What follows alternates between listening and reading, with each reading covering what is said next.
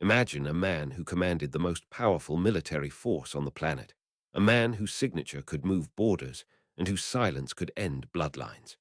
He sat at the absolute apex of human hierarchy, yet he spent his private hours writing frantic, beautiful reminders to himself about how to remain human in a world that demanded he be a god or a monster. Marcus Aurelius did not write his meditations for a global audience or for the sake of literary vanity. He wrote them as a survival manual while stationed on the brutal, freezing frontiers of the Roman Empire. He was surrounded by the stench of plague, the constant threat of Germanic tribes, and the quiet, lethal whispers of betrayal from his most trusted advisors. As you navigate the subtle complexities of modern life, finding sanctuary in the insights of the elevated within allows you to see that your struggle is not a modern invention, but an ancient echo. The modern employee often looks at the corporate structure and feels a profound sense of powerlessness that borders on the existential. You are told where to be, what to wear, and how to speak, often under the shadow of an arbitrary authority that seems to hold your livelihood in its hands. It is easy to feel like a victim of a system that values metrics over souls and efficiency over well-manned character. However, the Emperor of Rome faced a reality that was even more suffocating, as he was responsible for the survival of millions while his own body was failing him. He realized that while he could not control the movements of the barbarians or the spread of the disease, he possessed a territory that was entirely sovereign. This territory is the inner citadel, a mental fortress that remains impenetrable to any external force unless you choose to lower the drawbridge. No manager, no director, and no human resources department has the keys to this fortress unless you hand them over in a moment of reactive anger or despair. The inner citadel is the space between a stimulus and your response, a vast landscape where you are the sole legislator and the absolute authority. When the office environment becomes toxic, it is because we have allowed the toxins to breach the walls of our own internal kingdom.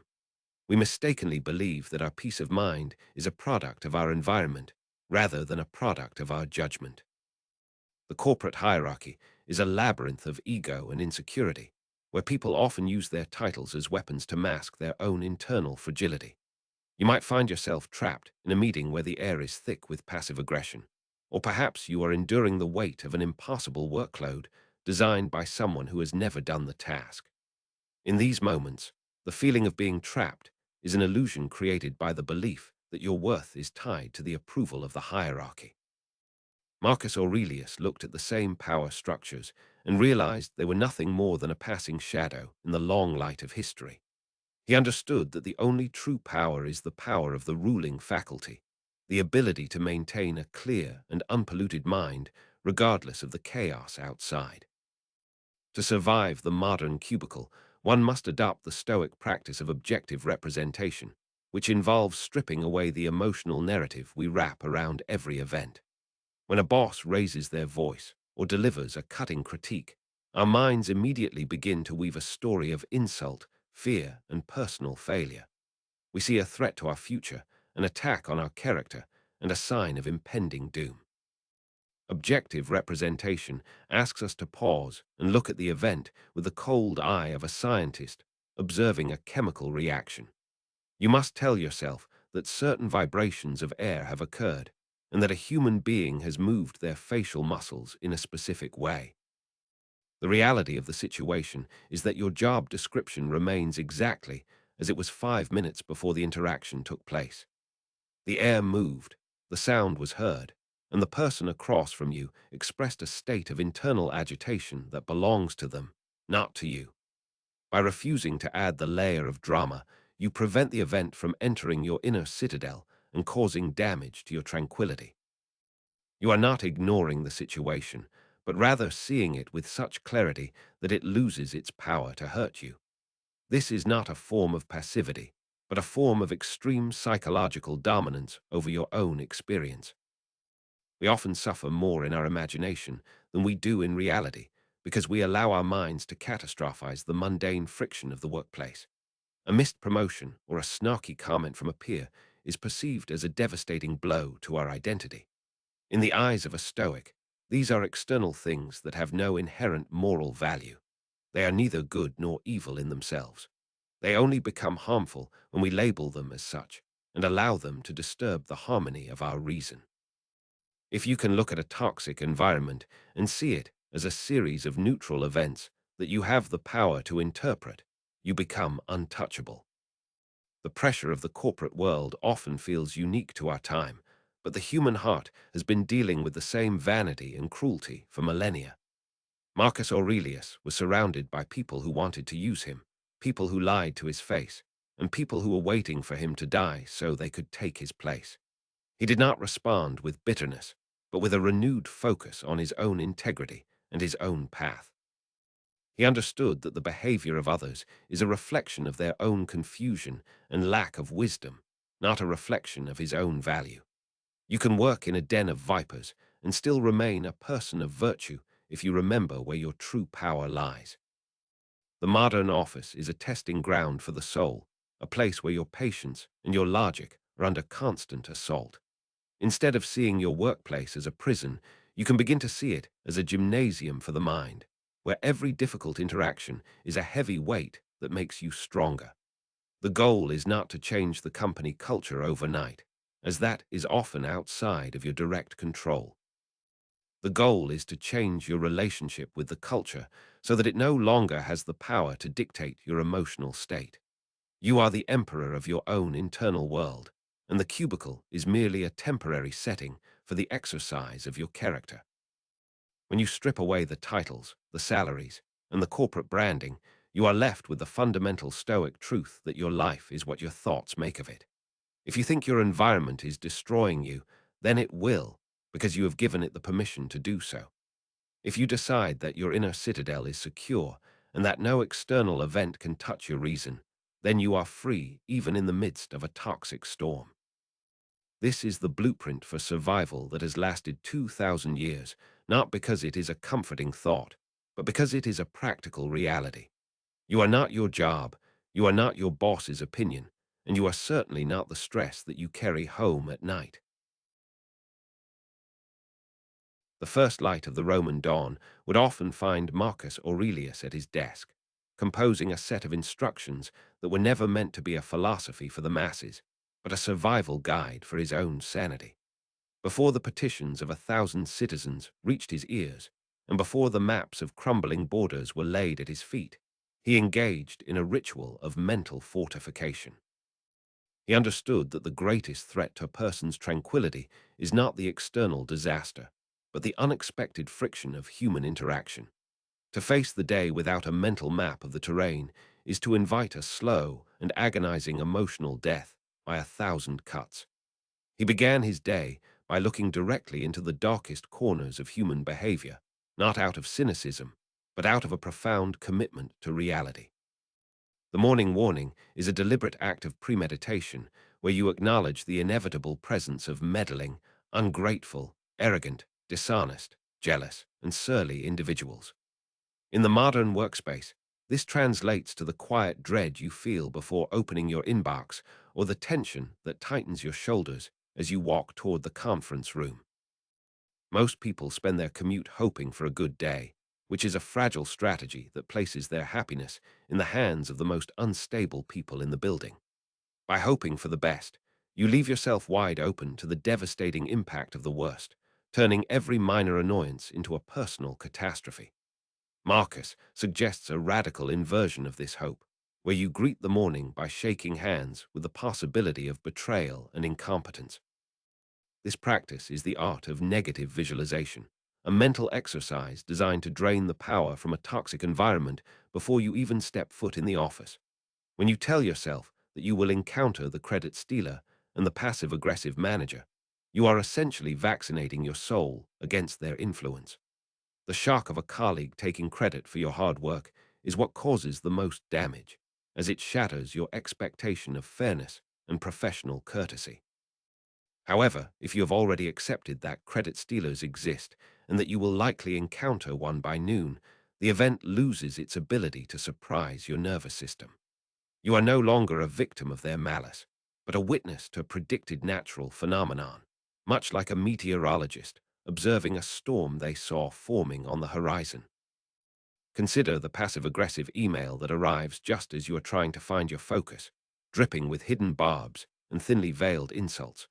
To the unprepared mind, this is an assault that demands an immediate, fiery response, a digital duel that will consume your mental energy for the rest of the afternoon. To the Stoic who has performed the morning warning, this email is simply the surly behavior that was forecasted at dawn. You see the words for what they are, the frantic thrashing of a person who lacks the courage to speak directly. Because you expected the surliness, you can respond with a level of calm that borders on the supernatural, refusing to play the role they have scripted for you in their drama. The meddling coworker who micromanages your every move is not a personal tormentor sent by fate to ruin your career, but a specific type of character that has existed since the first hierarchies were formed. Marcus identified these people as meddlers because they are obsessed with the business of others, while their own internal lives are in complete disarray. They believe that by controlling your output, they can find a sense of security that they lack within themselves. When you realize that their interference is a symptom of their own anxiety, the irritation you feel begins to dissolve into a form of clinical observation. You are no longer fighting for your autonomy.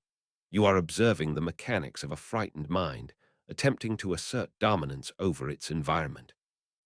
The ungrateful boss who never acknowledges your extra hours or your innovative solutions is perhaps the most common figure in the corporate landscape. We often tether our sense of worth to the external validation of our superiors, creating a dependency that makes us vulnerable to their silence. The morning warning reminds us that ingratitude is a standard feature of the human condition, not a bug in the system of your specific company. If you go into work expecting gratitude, you are essentially asking for a gift that the other person may not have the capacity to give. By expecting the ungrateful, you reclaim your power, ensuring that your motivation comes from your own commitment to excellence rather than the flickering light of someone else's approval. Arrogance in the workplace often manifests as the person who speaks over everyone in meetings, dismissing ideas that are not their own with a wave of the hand. This behavior is designed to make you feel small and irrelevant, to push you into a state of defensive anger that clouds your judgment. Marcus warns us that we will meet the arrogant, and in doing so, he strips them of their perceived height. Arrogance is nothing more than a mask for a deep-seated fear of being found inadequate, a loud noise intended to drown out the sound of their own insecurity. When you see the arrogant person through the lens of the morning warning, they no longer appear as a giant to be feared, but as a performer in a very transparent and repetitive play. Dishonesty is the most corrosive element in any professional environment, manifesting as the colleague who whispers behind your back or the leader who makes promises they have no intention of keeping. It is easy to let the presence of dishonesty turn you into a cynic who believes that everyone is out to get you. However, the Stoic strategy is to recognize that dishonesty is a failure of the other person's ruling faculty, a sign that they have lost their way in the pursuit of temporary advantage. They are trading their integrity for a moment of perceived safety or profit, a bargain that Marcus considered to be the ultimate form of self-harm. You can pity the person who feels they must lie to survive, because they are living in a state of constant fear that their deception will be uncovered.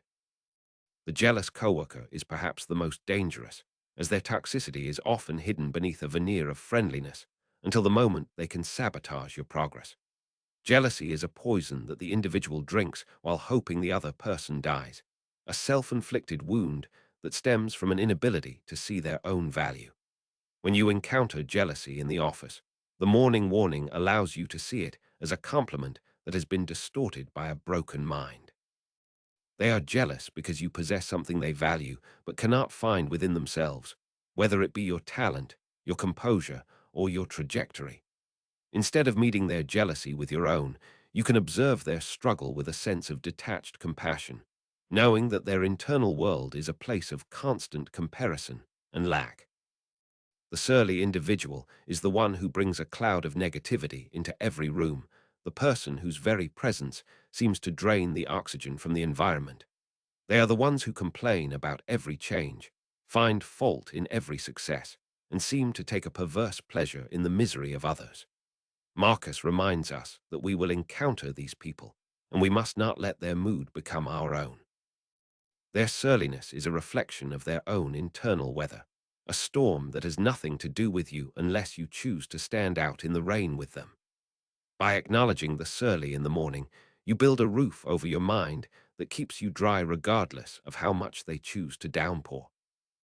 The core of the Stoic strategy is the understanding that people act in these ways out of a fundamental ignorance of what is truly good and what is truly evil. They are not evil in the way we typically define the word. They are simply people who have a distorted map of reality. They believe that by being arrogant, dishonest, or surly, they are protecting themselves or advancing their interests.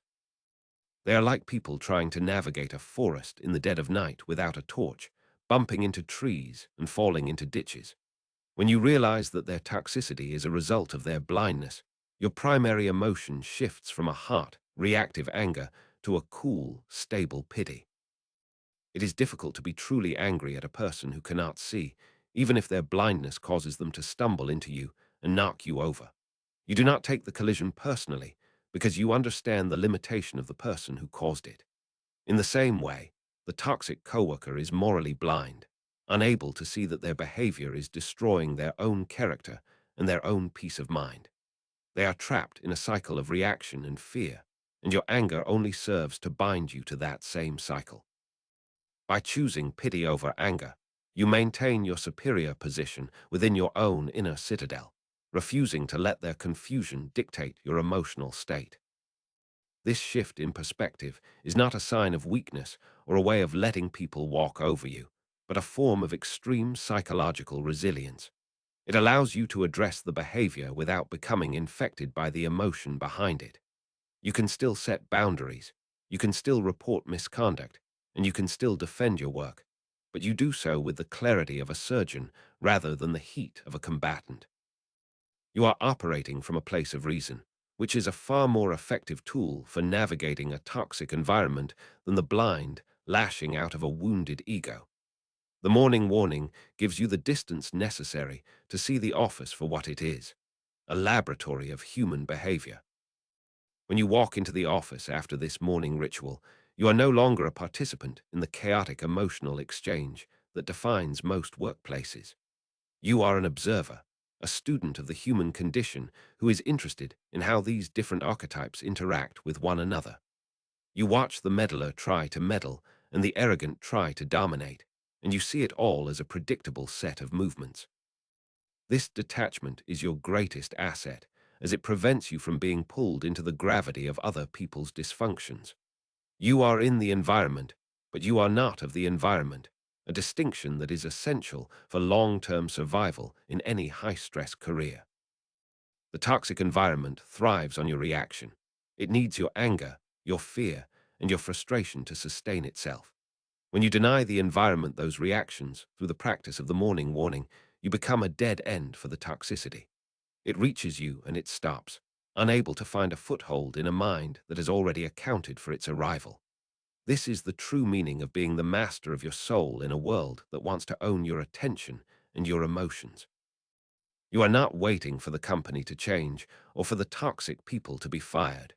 You are changing the only thing you have absolute authority over, which is your own judgment. The morning warning is a daily renewal of your commitment to your own virtue, a reminder that your character is more important than your comfort. It is easy to be a person of integrity in a supportive environment where everyone is kind and professional. The true test of your stoicism is whether you can remain a person of justice and reason in the middle of a den of vipers. Marcus Aurelius did not seek out the betrayal of his generals or the arrogance of his court, but he used those experiences to temper his soul like steel in a furnace. Every difficult coworker is a piece of grit that, if handled correctly, can help you polish the mirror of your own mind until it reflects only the truth. As you sit at your desk and the first wave of office politics begins to crash against you, remember that you have already seen this all before in the quiet of the dawn. You are not surprised, you are not offended, and you are certainly not defeated. You are simply watching the world behave exactly as the world behaves, with all its confusion and its noise. Your job is not to fix the world's confusion, but to ensure that you do not add to it with your own. By maintaining your tranquility in the face of the surly and the dishonest, you are performing an act of quiet rebellion against the chaos of the age. The morning warning is the bridge between the ancient wisdom of the emperor and the modern reality of the employee. It is a tool that turns the most frustrating parts of your day into the most valuable parts of your training. You no longer need to fear the morning or the people who populate it, because you have already conquered them in the theater of your own mind. You are ready for the meddling, the ungrateful, and the arrogant, not because you have a plan to defeat them, but because you have a plan to remain yourself regardless of what they do. This is the blueprint for a life that is lived with intention, a life that cannot be touched by the toxicity of any environment, no matter how pervasive it may seem. The movement from the quiet contemplation of the morning into the frantic energy of the workplace requires more than just a prepared mind. It requires a surgical precision of the will. You must become a master of the primary filter, a mental sieve that separates the vital from the trivial with the cold efficiency of a Roman administrator. Marcus Aurelius looked out over the sprawling complexity of an empire that stretched from the sun-scorched deserts of Egypt to the mist-shrouded forests of Britain, and he realized that most of what crossed his desk was noise. He saw the frantic posturing of senators, the shifting alliances of generals, and the endless petitions of the populace as a vast, churning sea of events that had no inherent power to touch his soul. His secret to remaining sane in the center of this storm was the dichotomy of control, the fundamental realization that the universe is divided into two distinct territories. The first territory is the vast, chaotic expanse of things that are not up to us, a realm where the modern employee spends the majority of their emotional currency. You find yourself lying awake at night vibrating with anxiety over the possibility of a company restructuring or the looming shadow of mass layoffs. You analyze the shifting tone of an executive's voice in an all-hands meeting, searching for hidden meanings in their choice of adjectives as if you were decoding a wartime transmission. You worry about the state of the global economy, the fluctuating stock price of your firm, and the unpredictable moods of a manager who seems to carry their personal baggage into every interaction. These are all external forces, as indifferent to your desires as the tides of the Mediterranean were to the commands of a Caesar. When you invest your peace of mind in these external variables, you are essentially handing the keys to your internal kingdom to a stranger who does not even know you exist. You are making your happiness a hostage to fortune, allowing the whims of a corporate board or the volatility of a market to dictate your sense of security. Marcus reminds himself throughout his private journals that he cannot control the Senate's treachery or the plague's path, but he can control the justice of his own actions. The corporate noise is designed to be loud and demanding, but it only becomes a crisis when you fail to recognize its external nature. You must look at the restructuring and the bad moods of your superiors and see them as weather patterns, phenomena that occur in the environment but do not define the climate of your inner citadel.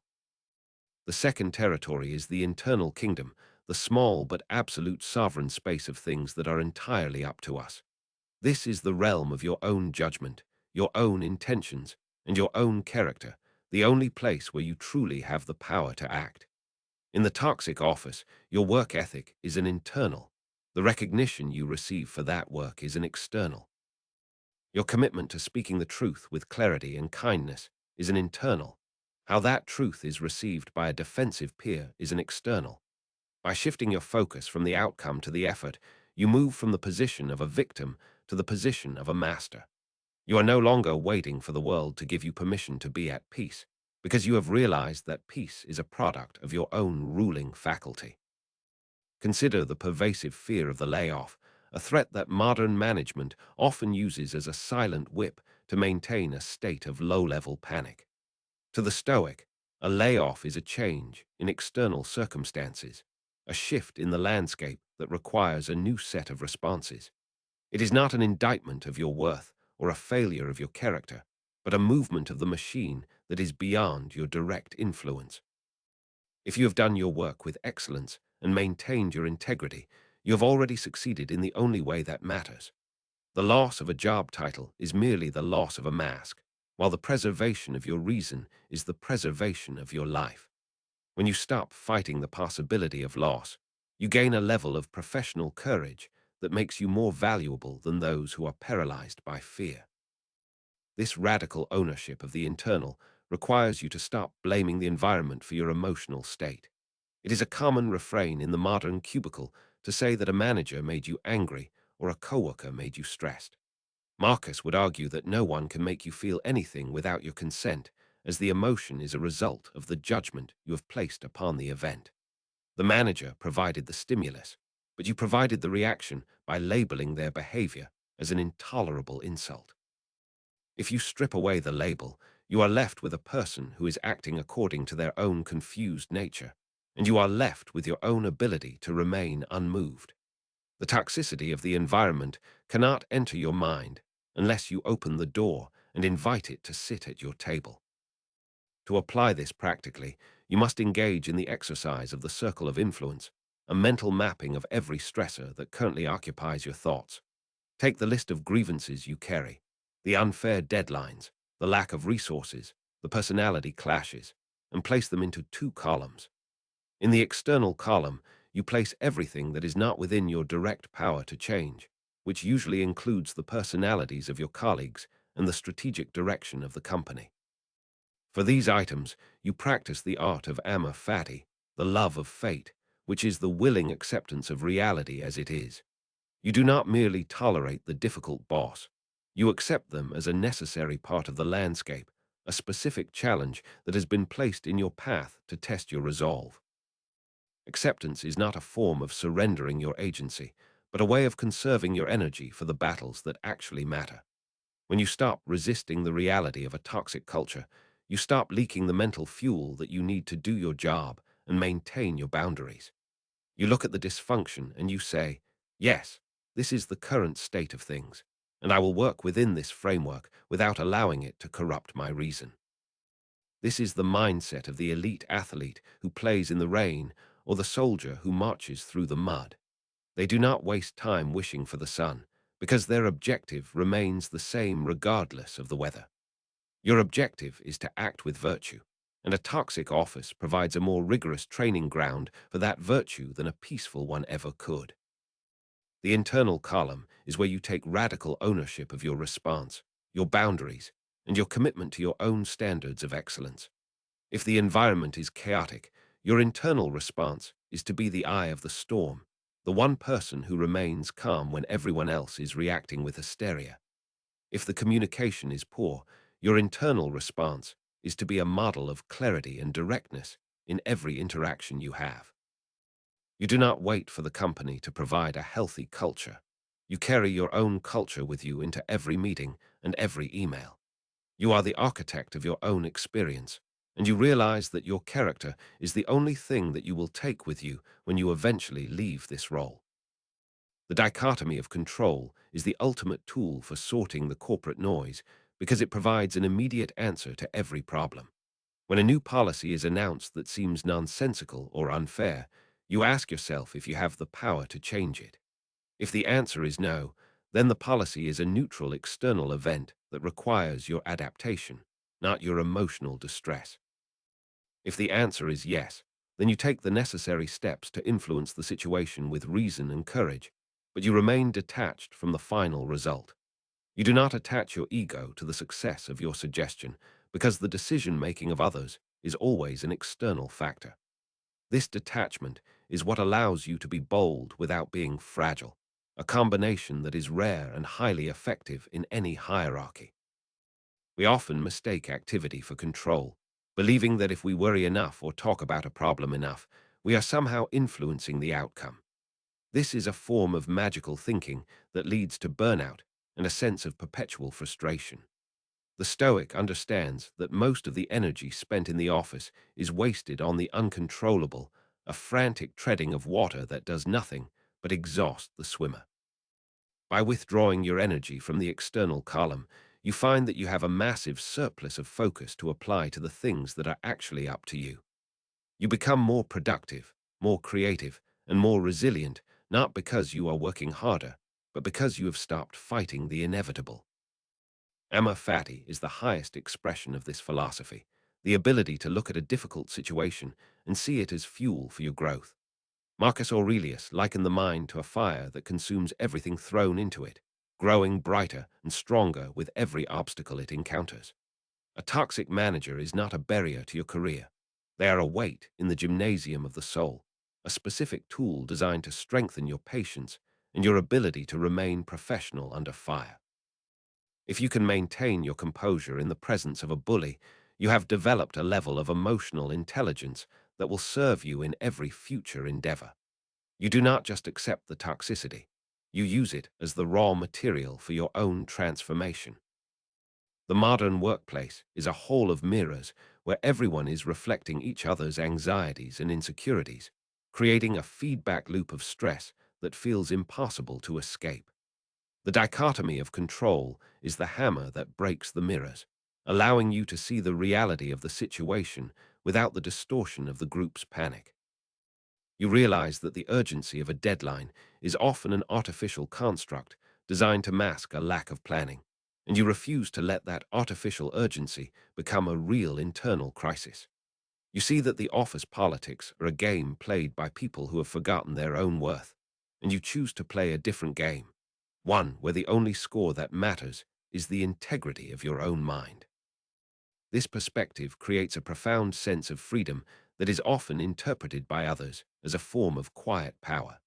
When you are no longer afraid of the things you cannot control, you become a person who cannot be manipulated by fear or flattery. You are no longer searching for the approval of the hierarchy because you have found a source of approval that is much more stable, your own conscience. You can look at the chaos of a corporate restructuring and see it as a fascinating display of human nature, a series of moves on a chessboard that you are observing with interest rather than dread. You are in the game, but you are not defined by the game, a distinction that allows you to play with a level of clarity that your competitors will never achieve. The noise of the office will never truly stop, as there will always be a new crisis, a new personality conflict, or a new technological shift that threatens to upend the status quo. The goal of Stoicism is not to find a quiet office, but to find the quiet within yourself that remains undisturbed by the loudest environment. You do not need the world to be silent for you to hear your own reason. You only need to stop giving your attention to the sounds that do not matter. Every time you consciously decide to ignore an external annoyance and focus on an internal virtue, you are strengthening the walls of your inner citadel.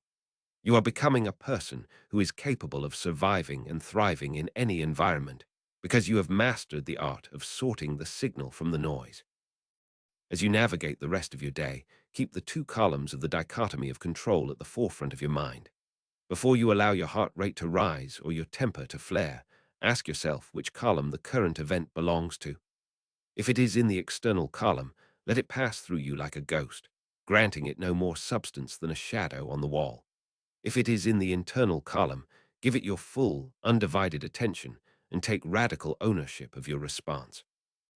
This is the path to a life of tranquility and power, a way of being that turns the toxic office into a laboratory for the development of an elite character. You are not a victim of the corporate structure. You are the sovereign of your own soul, and the noise of the world is nothing more than the background music to your own steady progress.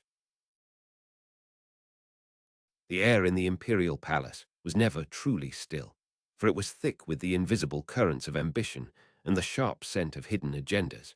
Marcus Aurelius walked these halls not as a man among friends, but as a man among shadows, where a smile was often a mask for a blade, and a compliment was the prelude to a betrayal. He understood that the greatest threat to his reign was not the barbarian at the gate, but the corruption that sought to seep into his own heart from those closest to him. When you find yourself sitting in a modern office, surrounded by the quiet hum of servers and the sharp click of keyboards, you are navigating the same treacherous waters.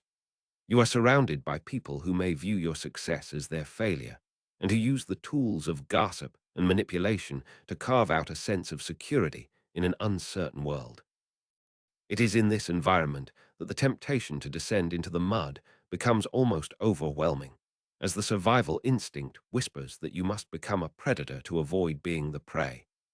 You watch as your colleagues climb the ladder using the rungs of deceit, and you feel the bitter sting of injustice when their hollow victories are celebrated by a leadership that cannot see through the charade.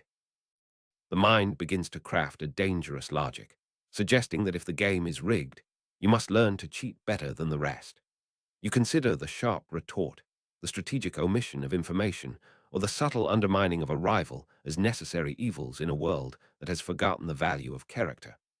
Marcus Aurelius faced this exact crossroad every day of his life, and his response was a singular, devastating realization that serves as the ultimate shield for the modern professional.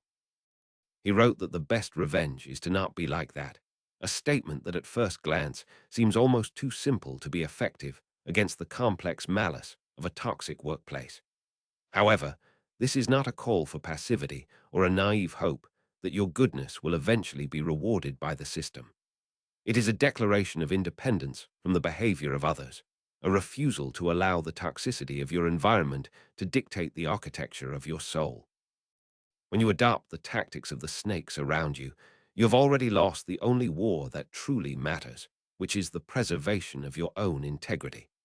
You may win the promotion or the temporary favor of a manager, but you have traded your sovereign peace for a handful of dust and a mirror you can no longer stand to look into.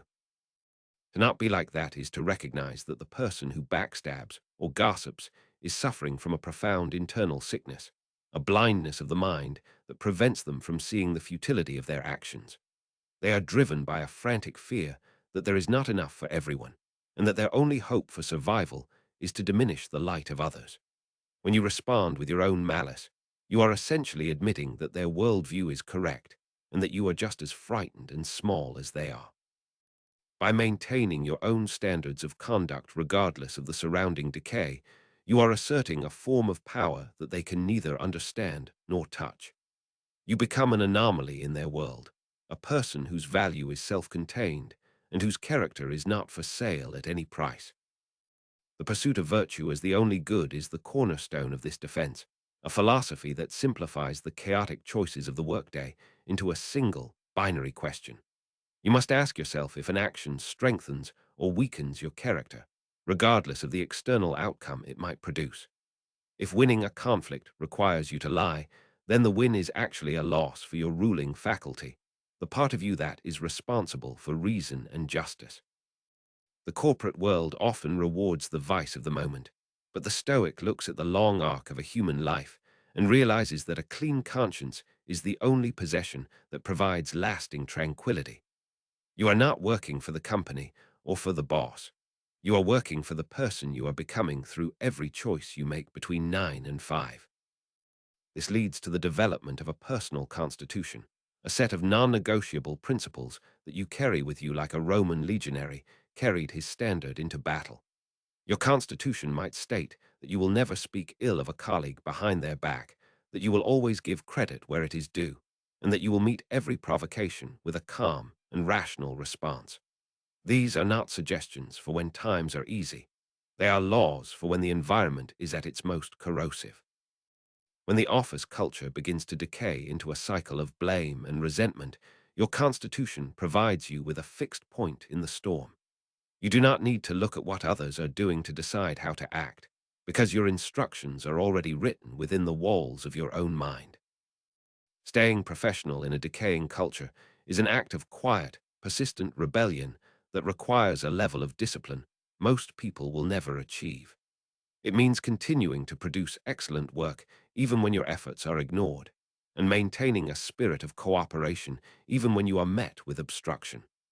This is not for the benefit of the company, which may or may not deserve your loyalty, but for the benefit of your own mental health. When you slack off because everyone else is doing it, you are allowing the mediocrity of others to colonize your own habits. You are giving the toxic environment the power to change you, effectively surrendering your agency to the very people you claim to despise. The state of ataraxia, or lucid tranquility is the ultimate goal of the Stoic who finds themselves in a den of vipers. It is a state of mind where you see the snakes clearly, you understand their movements, and you are prepared for their strike, but you remain entirely unruffled by their presence. You do not hate the snake for being a snake, as it is simply acting according to its nature, and you do not allow its poison to enter your own veins. This tranquility comes from the deep-seated knowledge that your worth is not tied to the opinions or the actions of those who lack wisdom.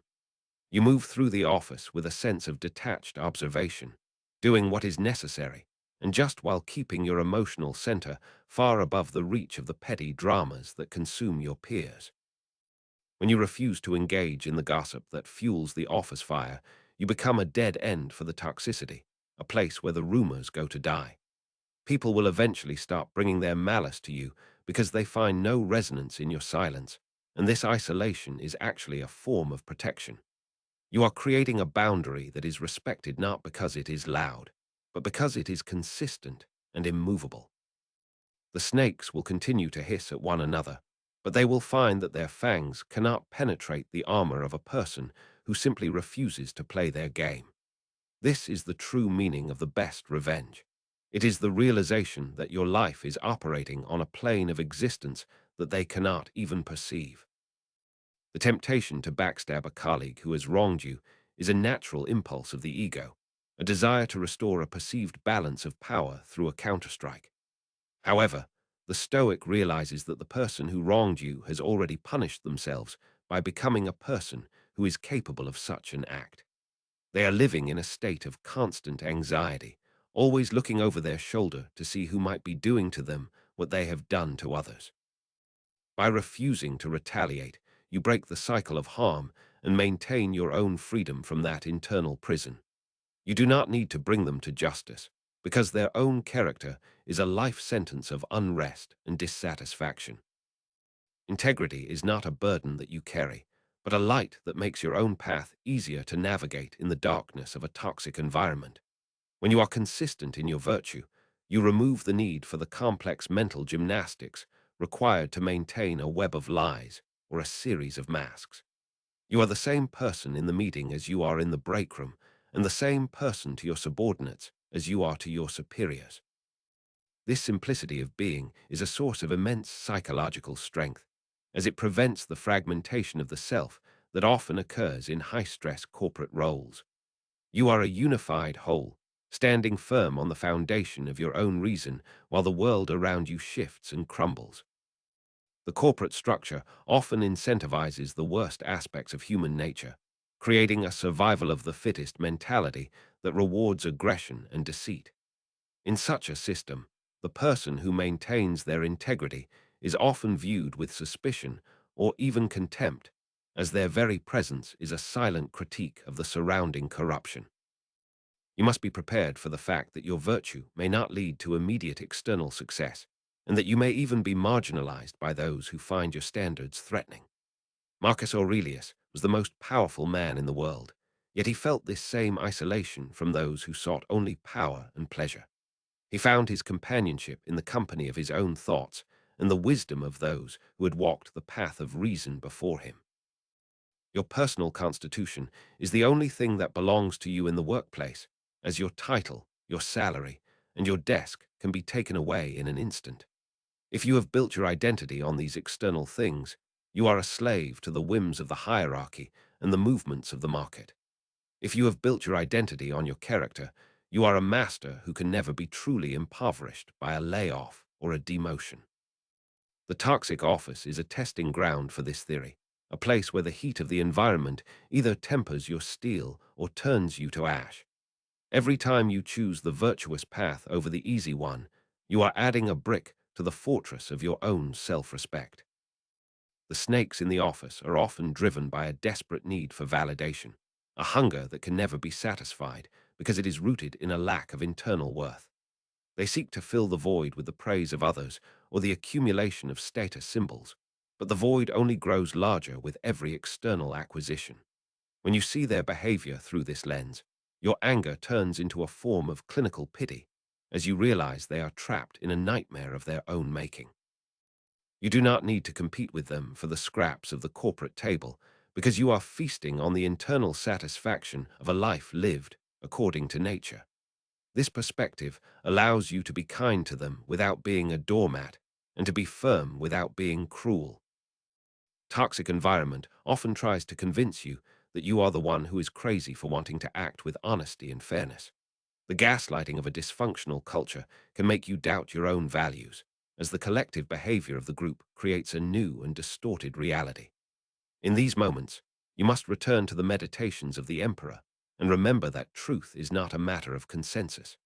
If the whole world is acting with madness, the person who remains sane is still the only one who is right. Your integrity is the anchor that keeps you from being swept away by the current of a culture that has lost its way in the pursuit of metrics and ego.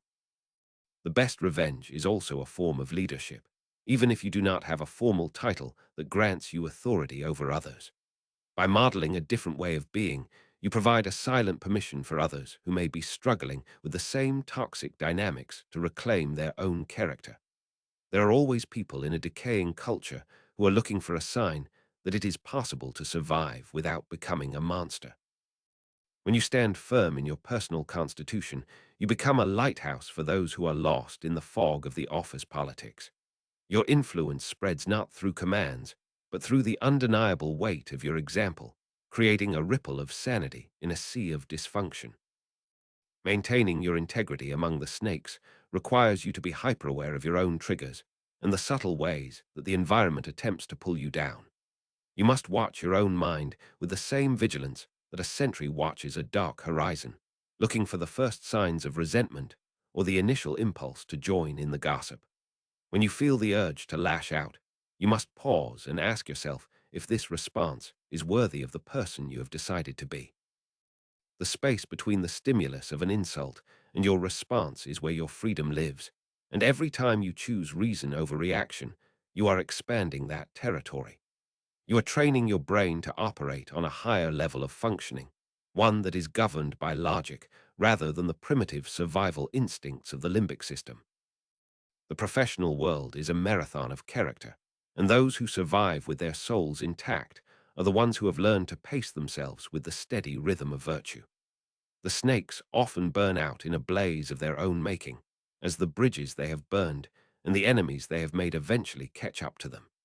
Even if they don't, even if they reach the very top of the mountain through their deceit, they are still the same small, frightened people they were at the bottom.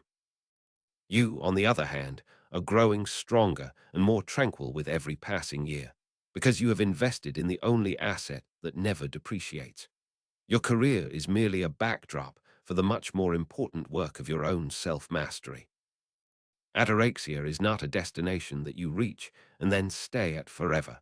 It is a state that must be reclaimed every single morning before you walk through the office doors. The morning warning prepares you for the arrival of the snakes, and the dichotomy of control helps you sort their noise. But it is the commitment to not be like them that gives you the strength to stay the course. It is a daily practice of choosing the difficult right over the easy wrong, a series of small victories that add up to a life of profound significance. When you look back on your time in a toxic environment, you will not remember the petty insults or the missed promotions as much as you will remember the fact that you did not break. You remained a person of justice in a place of injustice, and that is a victory that no corporate entity can ever take away from you. The snakes will always be there in one form or another, because the human condition is prone to the same errors of judgment that Marcus Aurelius observed 2,000 years ago. The names change, the technology changes, and the office layouts change, but the struggle for the soul remains constant. You are part of an ancient lineage of people who have refused to let the darkness of their surroundings extinguish the light of their own reason. Every time you choose to act with integrity, you are honoring that lineage and proving that the philosophy of the emperor is not a relic of the past, but a living, breathing reality. You are the master of your own internal world, and the vipers are merely guests in a house that they do not own. The clarity that comes from this way of living is a form of professional superpower, as it allows you to see opportunities and solutions that are invisible to those who are blinded by their own ego. When you are not consumed by the need for revenge or the fear of being undermined, your mind is free to focus on the work itself with a level of intensity that is rare. You become more efficient, more creative, and more reliable, not because you are trying to impress anyone, but because that is what your personal constitution demands of you. Ironically, this often leads to the very external success that the snakes are so desperately trying to grasp. But for you, the success is a byproduct rather than the goal. You are already successful because you have maintained your integrity, and anything else is just an added bonus from the hand of fortune.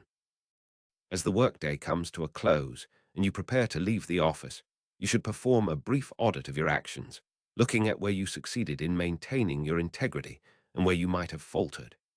This is not about self-flagellation, but about the honest assessment of a craftsman looking at their work.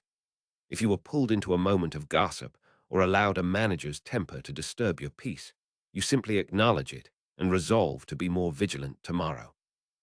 The goal is progress, not perfection, and the very act of reflecting on your character is a sign that you are already on a different path than those around you. You leave the toxins at the door, refusing to carry the weight of the office's dysfunction into your personal life.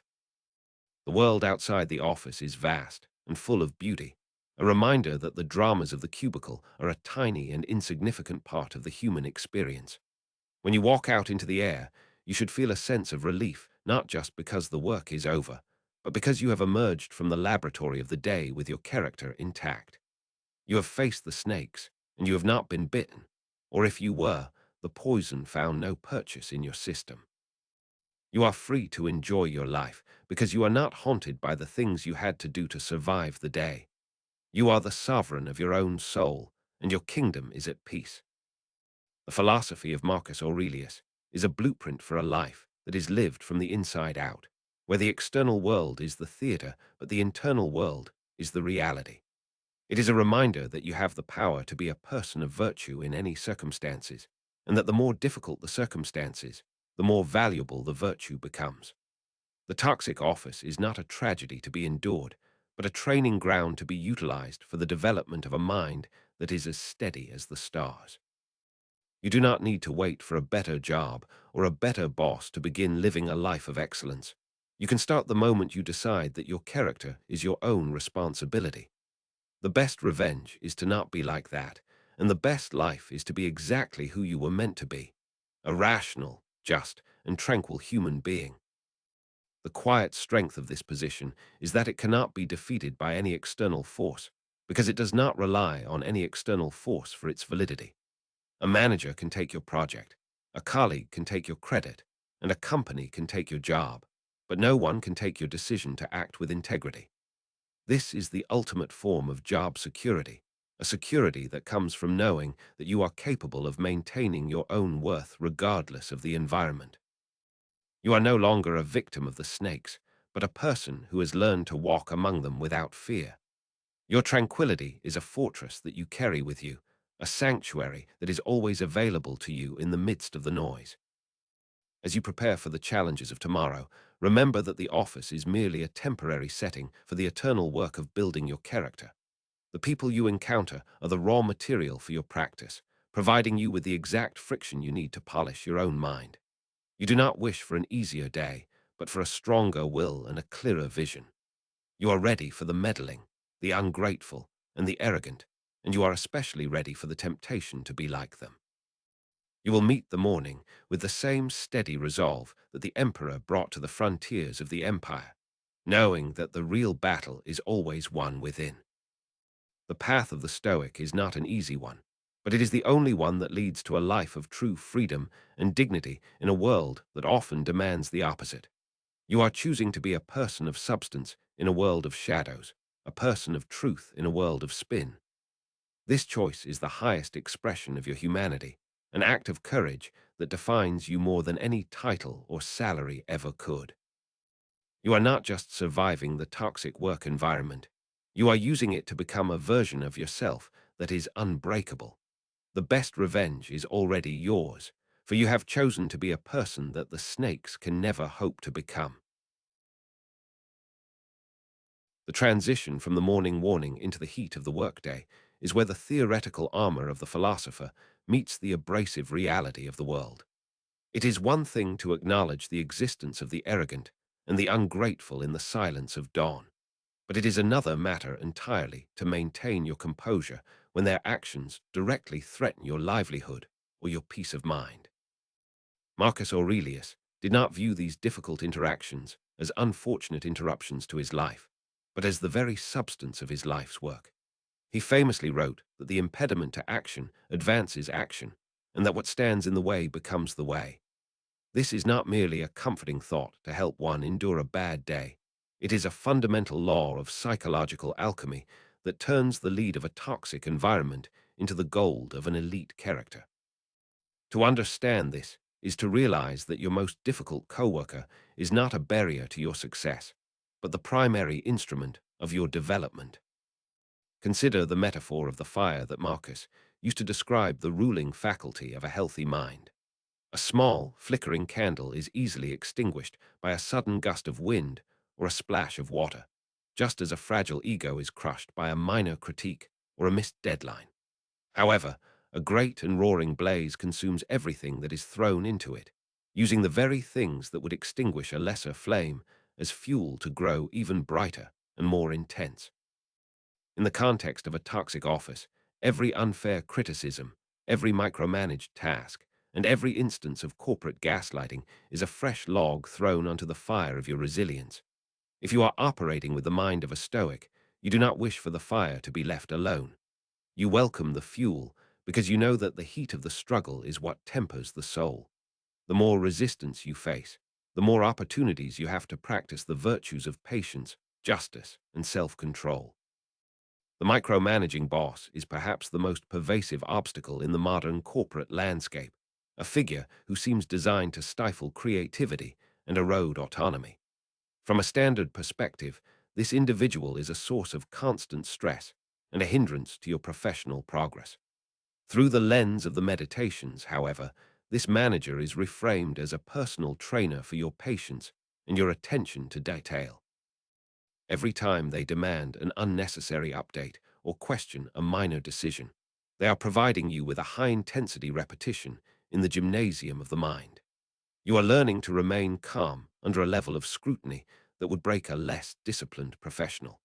You are developing the ability to separate your ego from your work, recognizing that their need for control is a reflection of their own internal chaos rather than a commentary on your competence. This reframing shifts the power dynamic entirely, as you are no longer a victim of their behavior, but a student of their dysfunction. If you can maintain your internal harmony while being micromanaged, you have achieved a level of emotional intelligence that will make you elite in any future role. Most leaders fail not because they lack technical skill, but because they cannot manage their own reactions to the stress of being observed and judged. By using your current situation as a training module, you are building the psychological infrastructure necessary to lead others with a level of composure that is almost supernatural. The micromanager is inadvertently helping you build the very qualities that will eventually allow you to surpass them. You are not just enduring their oversight. You are using it to sharpen the blade of your own professional presence. A denied promotion or a lost project often feels like a dead end, a moment where the path to your goals has been permanently blocked by the whims of a hierarchy. To the Stoic, there is no such thing as a dead end, because the obstacle itself provides a new and often more valuable path for action. If the external path to a title is blocked, the internal path to a new level of virtue is opened wider than ever before. The energy you would have spent on the new role is now available to be redirected into a different form of excellence, perhaps one that is entirely within your own control. The impediment to your external progress becomes the catalyst for an internal advancement that makes you far more resilient and capable. You are forced to find a source of validation that does not depend on the approval of a board or the contents of a contract. This redirection is what Marcus meant when he said that the obstacle becomes the way. If the way forward is blocked, the way of patience becomes the new path. If the way of cooperation is blocked, the way of self-reliance becomes the new path. Every time your plans are thwarted by the toxicity of your environment, You are being handed a new curriculum by the universe. You are being asked to demonstrate that your happiness is not a hostage to fortune, and that your character can flourish even in the absence of external reward. This is the true test of the philosopher king, the ability to remain a person of excellence when the world is actively trying to prevent you from succeeding. The denied promotion is not a failure of your career, but a graduate-level exam in the school of Stoic endurance. The fire of your mind does not distinguish between good fuel and bad fuel. It simply consumes what is present and converts it into energy. In a toxic workplace, the fuel is often low quality, gossip, jealousy, and incompetence. But the Stoic fire is so intense that it can burn even this refuse to create light. When a colleague attempts to sabotage your work, they are providing you with the fuel of a high-stakes ethical challenge. You have the opportunity to respond with a level of integrity that is so undeniable that it serves as a silent rebuke to their malice. You are not fighting them for the scrap of credit they are trying to steal. You are using the interaction to prove to yourself that your character is unshakable. Their attempt to pull you down becomes the very thing that elevates you above the fray. The elite emotional intelligence developed in these moments is a form of professional armor that few people ever take the time to forge. Most employees spend their careers trying to avoid conflict and seeking out comfortable environments where their egos can remain unchallenged. As a result, they remain fragile, unable to function when the inevitable storm of corporate change arrives. By contrast, the person who has used a toxic office as a laboratory for their character is battle-hardened and strategically flexible. You have learned to find the signal in the noise and to maintain your focus when the air is thick with the smoke of other people's insecurities. When you eventually move into a healthy environment, you will find that the challenges that overwhelm others are trivial to you because you have already survived the worst that human nature has to offer. The fire metaphor also reminds us that the mind requires a certain amount of resistance to maintain its heat. A life without obstacles is a life where the fire of the soul eventually dims and dies out for lack of exercise. The toxic work environment, as painful as it may be, provides the constant friction necessary to keep your reason sharp and your will active. You should look at the most difficult aspects of your job as the specific weights that have been assigned to you to ensure that you do not become soft. The unfair deadline is a test of your efficiency. The rude client is a test of your grace. The lack of resources is a test of your creativity. None of these things are inherently evil. They are simply the conditions under which you have been called to exercise your virtue. Marcus Aurelius frequently reminded himself that nothing happens to a person that they are not formed by nature to bear. This means that the toxic environment you are currently navigating is not beyond your capacity, provided you do not add to the weight with your own complaints and judgments. The fire only goes out if you stop feeding it with the right kind of thoughts, or if you allow the external dampness of self-pity to seep into your inner citadel. As long as you maintain your objective representation of the facts, the fire will continue to burn. You see the obstacle for what it is, a neutral external event, and you immediately begin the process of converting it into fuel. This is the ultimate form of agency, the ability to find a use for everything that happens to you. We often mistake the absence of problems for the presence of peace, but true Stoic peace is something that is maintained in the very center of the problem. If your peace depends on a quiet office and a supportive boss, then your peace is a fragile thing that can be taken away by a single email. Real tranquility is the state of the fire that is so hot that it can consume a bucket of ice and only grow stronger from the resulting steam. By seeking out the obstacles in your workplace and intentionally using them as training, you are building a peace that is indestructible. You are no longer afraid of the toxic manager or the corporate politics because you know that they are the very things that are making you great. You have moved from a state of fearful avoidance to a state of joyful utility.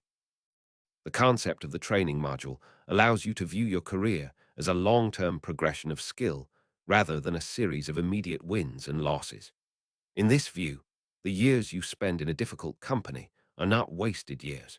They are the most important years of your apprenticeship. A sailor who only navigates calm waters never learns the true depth of their craft, and a professional who only works in healthy cultures never learns the true strength of their mind. The scars you earn in the toxic office are the credentials of your mastery, the evidence that you have been tested in the furnace and found to be pure. When you look back on this period of your life, you will see that the obstacles were not in the way of your growth. They were the very engine of it. This perspective requires a radical shift in how you talk to yourself about your work. Instead of saying that you have to deal with a difficult person, you say that you are currently engaged in a high-level exercise in interpersonal regulation. Instead of saying that you are being overworked, you say that you are expanding your capacity for focused effort and strategic prioritization. The language of the victim is replaced by the language of the athlete, turning the drudgery of the cubicle into the intensity of the arena. You are the one who decides what the events of the day mean, and by choosing to see them as training, you ensure that you are always the one who benefits from them. The toxic environment is paying you in two ways, with a salary that sustains your body and with a resistance that builds your soul. The fire of the mind is also a light that can help others find their way in the darkness of a dysfunctional culture. When you remain calm and productive in the face of an obstacle that has everyone else in a state of panic, you are demonstrating a different way of being. You are not just surviving. You are providing a living example of the Stoic blueprint in action. Your ability to turn fire into fuel is a quiet power that commands respect, even from those who do not understand the philosophy behind it. People will begin to look to you not because you have a title, but because you have a stability that they lack. You have become a fixed point in a shifting world, a person who is defined by their own internal standards rather than the chaos of the environment. The elite emotional intelligence you are developing is essentially the ability to maintain the gap between stimulus and response under extreme pressure. In a toxic office, the stimuli are constant and aggressive, designed to provoke a reactive and emotional response. By using these stimuli as training, you are widening that gap until it becomes a vast landscape where you can choose the most rational and virtuous course of action. You are no longer a puppet of your environment, pulled this way and that by the moods and maneuvers of others. You are the master of your own reactions, a state of being that Marcus Aurelius considered to be the highest form of human freedom. The obstacle has given you the gift of self-mastery, a gift that is worth far more than any promotion or pay raise. It is helpful to visualize the fire whenever you feel the heat of the office becoming overwhelming. Picture the negativity of a meeting as a pile of dry brush being thrown into your flames, and feel the fire of your reason grow larger as it consumes the noise. See the micromanager's constant emails as a gust of wind that only serves to fan your sparks into a blaze of focused activity. The more they try to suppress you, the more energy you have to apply to your own excellence. This visualization turns the psychological pressure of the workplace into a source of physical and mental vitality. You are not being drained by the toxicity. You are being energized by the opportunity to prove your own strength.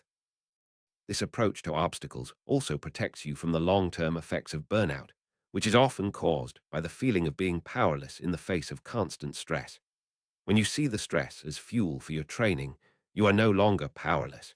You are the one who is using the stress for your own purposes. You have a reason for the struggle that goes beyond the requirements of your job description, a personal mission to build a character that is as steady as the Roman emperors. This sense of purpose acts as a buffer against the corrosive effects of a bad environment, keeping your spirit intact even when your body is tired. You are working for a higher master than the corporation, and that master is your own commitment to virtue. The blueprint for surviving the toxic office is not about finding a way to escape the heat, but about becoming the heat itself. It is the realization that the world does not owe you a comfortable path, and that the most valuable lessons are often hidden behind the most frustrating barriers. Marcus Aurelius did not complain about the plague or the wars. He used them as the backdrop for his own self-improvement, and you can do the same with the petty wars of the corporate world. You are the architect of your own experience, and the obstacles in your way are the very stones you will use to build your inner citadel. The fire is burning, the fuel is plentiful, and the way forward is clear. As you move through the rest of your week, pay close attention to the moments where you feel a sense of resistance or frustration. Instead of pushing those feelings away or labeling them as bad, lean into them with the curiosity of a scientist. Ask yourself what specific virtue this obstacle is calling you to exercise, and then perform that exercise with everything you have. If it is a test of patience, be the most patient person in the building. If it is a test of integrity, let your honesty be a blinding light. You are in the middle of a training session that most people would pay thousands of dollars to avoid, but you are getting it for free. Every difficult interaction is a gift, a chance to prove that you are the master of your own soul. The elite level of professional presence you are building will eventually become your most valuable asset, a quality that is visible to everyone you meet. You will carry it with you into every interview, every meeting, and every new venture, a quiet confidence that comes from knowing you have already survived the furnace. You are not looking for an easy life, but for the strength to live a difficult one with grace and reason. The toxic office is the forge where that strength is created, and the obstacles are the hammer and the anvil. You do not fear the hammer. You welcome it, because you know that it is the only thing that can shape you into the person you were meant to be. The fire does not ask for permission to burn. It simply burns because it is its nature to do so. In the same way, your character does not need a healthy environment to flourish. It flourishes because you have decided that virtue is your only concern. The toxicity around you is merely the context for your excellence, the dark background that makes your light appear even brighter. You are the fire that turns everything it touches into its own substance, a force of nature that cannot be stopped by the petty movements of a corporate hierarchy. The impediment is the way, the obstacle is the fuel, and your progress is inevitable as long as you remain true to the fire within. When you look at your micromanaging boss or the colleague who stole your idea, you can almost smile because you see them for what they truly are, your unwitting collaborators in the project of your own greatness. They think they are hindering you, but they are actually providing the very resistance you need to reach the next level of your development. They are the weights you lift, the miles you run, and the storms you navigate to become the person you are destined to be. You are grateful for the challenge, because you know that without it, you would remain a small and flickering flame. The fire is roaring now, and there is nothing in this office that can put it out. The long-term trajectory of your career is being determined right now, in the quiet moments where you choose to see an obstacle as a training module rather than a disaster. You are building a reputation for being untouchable, a person who can handle any degree of chaos with a level head and a steady hand. This is the quality that the world's most powerful organizations are searching for, and you are developing it in the most difficult environment possible. You are not just a survivor. You are an elite operator who has been trained in the most rigorous school of all. The toxic office is your training ground, and you are the star pupil of the ancient emperor. The fire metaphor is a reminder that the mind is a dynamic and active force, not a passive recipient of external events. You have the power to transform your reality through the strength of your judgment, turning the most negative experiences into the most positive outcomes. This is not a form of delusion, but a form of extreme psychological realism that recognizes the inherent utility of struggle. You are not pretending that the environment is good. You are recognizing that the environment is useful. This distinction is the key to maintaining your sanity and your drive in a place that would otherwise drain you of both. You are the alchemist of your own life, and the corporate noise is the raw material for your masterpiece.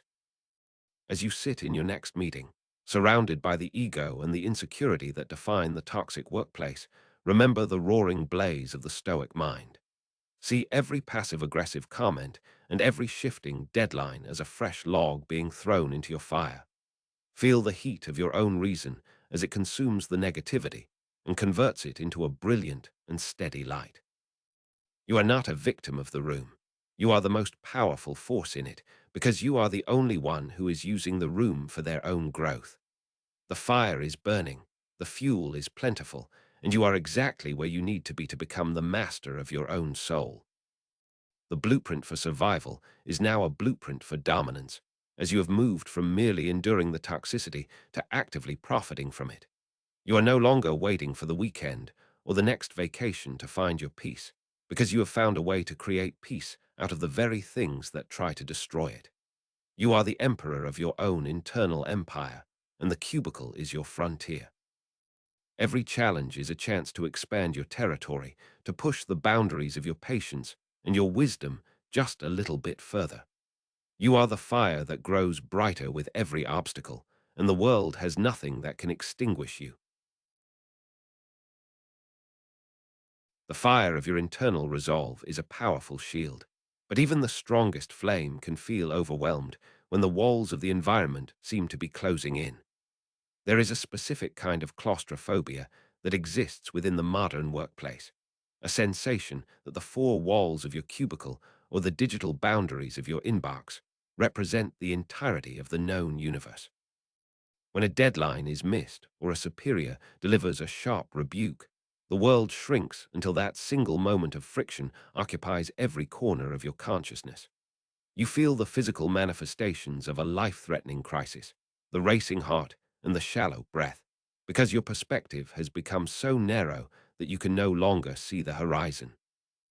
Marcus Aurelius recognized this tendency of the human mind to obsess over the immediate, and he developed a mental exercise designed to shatter this internal prison. This practice is the view from above, a deliberate and systematic expansion of your perspective that begins at the very center of your distress and moves outward until your problems are seen for what they truly are. You begin by visualizing yourself sitting at your desk, feeling the weight of the corporate noise and the pressure of the manufactured urgency that surrounds you. Then you slowly begin to move your point of observation upward, rising above the ceiling of the office and looking down at the layout of the building. You see the hundreds of other people in their own small spaces, each one consumed by their own tiny dramas and their own perceived catastrophes. From this height, the individual voices and the sharp edges of the office politics begin to blur into a single, quiet hum of human activity. As you continue to rise, the building itself becomes a small dot in the vast tapestry of the city, a sprawling network of roads, homes, and lives that are completely indifferent to your specific professional struggles. You see the thousands of cars moving like ants along the highways and the millions of people who are currently experiencing their own joys, sorrows, and mundane moments. The meeting that felt like the end of the world is now happening in a space so small that it is invisible to the rest of the world. You realize that the urgency you feel is a local phenomenon, a storm in a teacup that has no impact on the vast ocean of human existence that surrounds you. This expansion of sight is not meant to diminish your value, but to restore your sanity by reminding you of the scale of reality. View continues to move outward until the city disappears, replaced by the curvature of the earth and the deep, silent blackness of space. You look down at the planet, a pale blue dot floating in an infinite void, and you realize that every emperor, every slave, every corporate executive, and every revolutionary has lived and died on that tiny speck. The entire history of your species, with all its wars, triumphs, and technological marvels, is a brief flicker in the long life of the universe. In this context, the snarky comment from a coworker or the loss of a quarterly bonus is less than a grain of sand on an endless beach. You are experiencing the cosmic perspective, a state of mind that allows you to breathe again because you have finally escaped the suffocating proximity of your own ego. Marcus Aurelius often looked at the stars to remind himself of the transience of all things and the vastness of the stage upon which we play our parts. He understood that the human mind is biologically wired to treat every social slight as a threat to survival, a relic of our evolutionary past, where being cast out of the tribe meant certain death. In the modern office, this instinct is hijacked by a culture of artificial urgency that demands your total emotional investment in things that do not matter. The view from above is the antidote to this biological hijacking, a way of overriding your primitive brain with the power of your rational faculty. You are teaching yourself to see the world through the eyes of the universe rather than the eyes of a frightened animal. The trap of urgency is the primary tool used by toxic environments to maintain control over your attention and your emotional state. You are told that everything is a priority, that every email requires an immediate response, and that every minor error is a sign of impending professional ruin. This constant state of high alert creates a fog of anxiety that makes it impossible to think clearly or to act with virtue. When you are trapped in this fog, you lose the ability to distinguish between the vital and the trivial, treating a formatting error with the same gravity as a moral failure. The view from above clears this fog by re-establishing the proper hierarchy of importance, showing you that most of what you worry about is utterly insignificant. To apply this practically, you must learn to trigger the expansion of perspective the moment you feel the grip of office stress beginning to tighten. When you are sitting in a meeting and you feel the familiar heat of anger rising in your chest, you must mentally step out of your body and look down at the room from the ceiling. Observe the people around the table as if they were actors in a play that has been performed 1,000 times before. See the posturing, the defensiveness, and the hidden agendas as the predictable movements of a very old and very tired human drama. By distancing yourself in this way, you break the emotional link that allows the toxicity to affect your internal state. The rule of tens is a temporal version of the view from above, a way of expanding your perspective across the timeline of your own life. When a workplace catastrophe occurs, you must ask yourself if this event will matter in 10 days, 10 months, or 10 years. Most of the things that cause us the most distress in the office will be completely forgotten in 10 days, and they will certainly have no impact on our lives in 10 months. If an event will not matter in 10 years, then it does not deserve to consume your peace of mind today. By projecting your consciousness into the future, you realize that you are suffering for a ghost, a temporary shadow that has no substance and no lasting power. We often treat our careers as if they were the central pillar of our identity, a grand monument that we must protect at all costs. The view from above reveals that a career is merely a small and temporary role that we play for a brief period of time. In the grand timeline of the universe, your job title is a meaningless sound, and your professional achievements are as fleeting as a footprint in the tide. This realization is not a reason for despair, but a source of profound liberation. If your career is a tiny speck, then you are free to pursue it with a sense of playfulness and detachment, knowing that the ultimate outcome is not nearly as important as the character you maintain along the way. The toxic workplace thrives on the belief that your work is the most important thing in the world, because this belief makes you easier to manipulate and exploit. When you realize that your work is just one small part of a vast and complex life, you regain your power. You can no longer be threatened by the loss of a status that you have already recognized as insignificant in the cosmic scale. You become a person who can work with excellence and dedication while remaining entirely unattached to the result. You are in the office, but your mind is among the stars, a perspective that makes you untouchable by the petty demands of the urgency trap. Marcus Aurelius looked at the ruins of great civilizations and the forgotten names of powerful men to remind himself that all things are in a constant state of flux. He saw that the things people fought and died for in one century were often viewed as absurdities in the next. The corporate structures of today, with their complex hierarchies and their specialized languages, will eventually go the way of the Roman legions and the medieval guilds. They are temporary arrangements of human energy that will inevitably dissolve back into the void from which they came. When you see your company through this lens, you stop taking its dysfunction personally and start seeing it as a natural part of the cycle of growth and decay. The feeling of being trapped in a toxic environment is often a result of over-identifying with your immediate surroundings. You have become so focused on the obstacles in your path that you have forgotten the vast landscape that lies beyond them. The view from above reminds you that there is a world outside the office, a world of nature, family, art, and philosophy that is far more real and far more important than any corporate objective.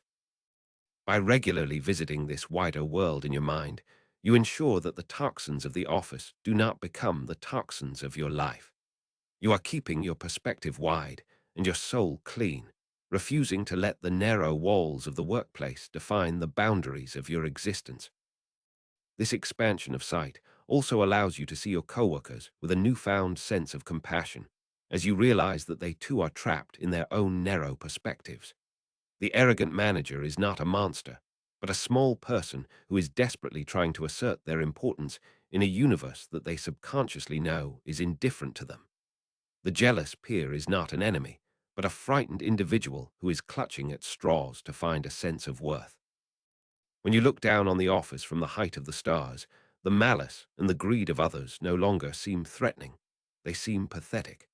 You see the shared struggle of all human beings to find meaning in a vast and silent cosmos, and your anger dissolves into a quiet and steady pity.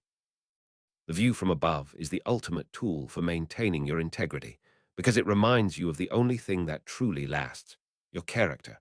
When you zoom out far enough, you see that the only thing you take with you through the shifting landscapes of life is the person you have become. The promotions, the salaries, and the professional accolades are all external things that stay behind, while the justice, the wisdom, and the self-control you have cultivated are the only true possessions you have. By focusing on these internal realities, you align yourself with the eternal rather than the ephemeral. You are building a monument of character that stands firm even as the corporate structures around you crumble into dust. In the middle of a toxic meeting, you can perform a micro version of this exercise by simply looking at the hands of the people around you. See the skin, the bones, and the veins, and realize that these are the hands of fragile, mortal beings who will one day return to the earth. Look at the faces and see the lines of worry and the shadows of age, and realize that everyone in the room is carrying their own secret burdens and their own inevitable end. This physical reminder of our shared mortality acts as a powerful grounding force, stripping the office drama of its artificial weight. You are just a group of humans sitting in a room for a brief moment in time, and there is no reason to allow this moment to be defined by anger or fear. The urgency trap relies on your inability to see the big picture, keeping you focused on the immediate crisis so that you never stop to question the value of the struggle itself. The view from above is the act of questioning, the moment where you step back and ask what all of this is actually for. You realize that much of the activity in a toxic office is nothing more than a form of collective busy work designed to distract people from the emptiness of their own lives. By refusing to join in this frantic movement, you reclaim your time and your energy for the things that truly matter. You are no longer a cog in a machine that is going nowhere. You are a conscious observer of the machine who chooses when and how to engage with it. We often feel that we are the center of the universe and that our problems are unique and devastating in their intensity. The cosmic perspective is the cure for this self-centeredness, a way of recognizing that we are but one small part of a much larger whole. This is not meant to make you feel small in a way that is discouraging, but small in a way that is liberating. If you are not the center of the universe, then you do not have to carry the weight of the universe on your shoulders. You can let go of the need to control everything and the need to be perfect, and simply focus on doing your part with as much virtue as you can muster. The view from above is a form of mental hygiene, a way of washing away the accumulated grime of the workday and restoring the clarity of your vision. Without this regular expansion of perspective, the petty grievances and the minor stresses of the office begin to pile up until they form an impenetrable wall between you and the truth. You begin to believe the lies of the toxic culture, accepting its distorted values and its manufactured crises as reality. The Stoic exercise breaks through this wall, allowing the light of reason to shine back into your life. You are reminded of the vastness of time and space, and in that vastness, you find the room to breathe and the strength to endure. When you return to your desk after performing this exercise, you do so with a sense of calm that is often baffling to those around you.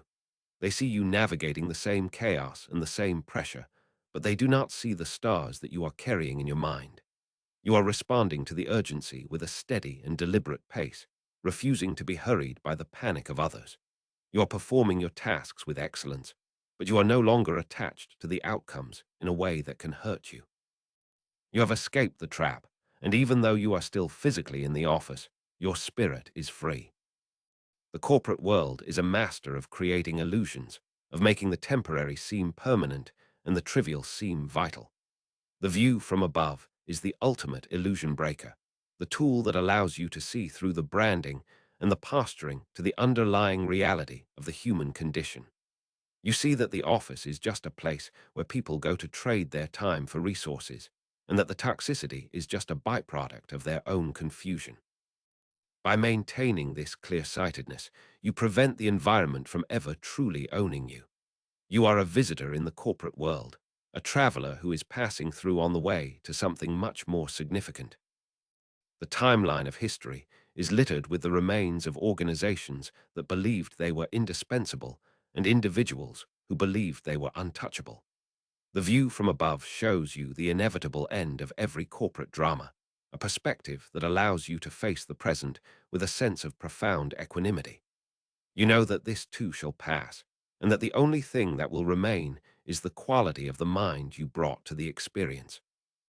This knowledge is your greatest asset in a toxic environment, as it allows you to maintain your standards when everyone else is lowering theirs. You are playing a much longer game than your coworkers, a game that is measured in the growth of your soul rather than the height of your title. The vastness of the universe is not a threat to our meaning, but the very context that gives our meaning its weight. To act with justice and reason in a small office on a small planet in a small corner of the galaxy is a magnificent achievement because it is so rare. Most people are swept away by the currents of their environment, but the Stoic stands firm, anchored by a perspective that is as wide as the cosmos. You are not just a worker. You are a conscious participant in the life of the universe, and your workplace is the specific laboratory where you have been called to demonstrate your character. Every moment of the workday is an opportunity to practice this cosmic perspective, to zoom out and find the peace that lies beyond the noise. As you look at the stars tonight, remember that the light you are seeing has traveled for millions of years to reach your eyes. It has passed through the silence of the void and the birth of new worlds, and it is now touching you in this specific moment of your life. In the presence of that light, the problems of the office are not just small, they are non-existent. The stars do not care about your deadlines, and the galaxy does not notice your office politics. You are part of something so vast and so beautiful that any attempt to diminish you with corporate toxicity is an absurdity. Carry this light back into the office with you tomorrow, and let it be the beacon that guides you through the darkness. The view from above is not a way of escaping your responsibilities, but a way of fulfilling them with a level of clarity that is otherwise impossible. When you are no longer blinded by the urgency trap, you can see the most effective way to address the challenges in front of you. You are not acting out of fear or desperation, but out of a calm and rational assessment of the facts. You become the most effective person in the room because you are the only one who is not reacting to the illusions. Your power comes from your perspective, a height of sight that allows you to see the path forward when everyone else is lost in the weeds. The 10-10-10 rule and the cosmic perspective are the twin pillars of this mental fortification, providing you with a way to expand your sight across both space and time. Together, they create a mental landscape that is so vast that no toxic environment can ever hope to fill it. You are living in a world of infinite horizons, even when you are sitting in a windowless conference room. This is the secret of the emperor who lived in a palace full of vipers, yet kept his mind among the gods. He knew that the view from above is the only view that matters, and he returned to it every time the noise of the world became too loud. The manufactured urgency of the workplace is a form of psychological noise that is designed to keep you in a state of perpetual distraction. It prevents you from asking the big questions and from noticing the quiet beauty of the world that exists beyond the corporate branding. The view from above is the act of turning down the volume on that noise until you can hear the silence of the stars again. In that silence, you find the truth about your situation and the truth about yourself. You realize that you are not a victim of your environment, but a master of your own perspective, who has chosen to see the world as it truly is. The smallness of your problems in the cosmic scale is the greatest gift that philosophy can give you, because it is the gift of freedom. If your problems are small, then they cannot destroy you. And if they cannot destroy you, then you have nothing to fear. This lack of fear is what allows you to act with true courage and true integrity in the face of a toxic culture. You are no longer trying to protect a fragile ego or a temporary career. You are simply acting according to the reason that connects you to the rest of the universe. You are free to be yourself, regardless of what the hierarchy demands or what the environment expects. As you navigate the subtle complexities of the modern office, keep the view from above as your constant companion. Whenever you feel the walls closing in, take a moment to rise above the building, the city, and the planet, and look back at your life from the edge of the void. See the brief flicker of your existence and the immense beauty of the stage upon which you are standing. Then, return to your desk with a sense of peace and a clarity of purpose that no corporate crisis can ever disturb. You are the observer of the stars, the student of the universe, and the master of your own soul. The urgency of the world is a lie, and the truth of the cosmos is your only guide. The perspective you have gained is a form of internal wealth that can never be taxed or taken away by any external force. It is a treasure that you have built through the deliberate exercise of your own mind, a sanctuary that you can retreat to whenever the noise of the world becomes too much to bear.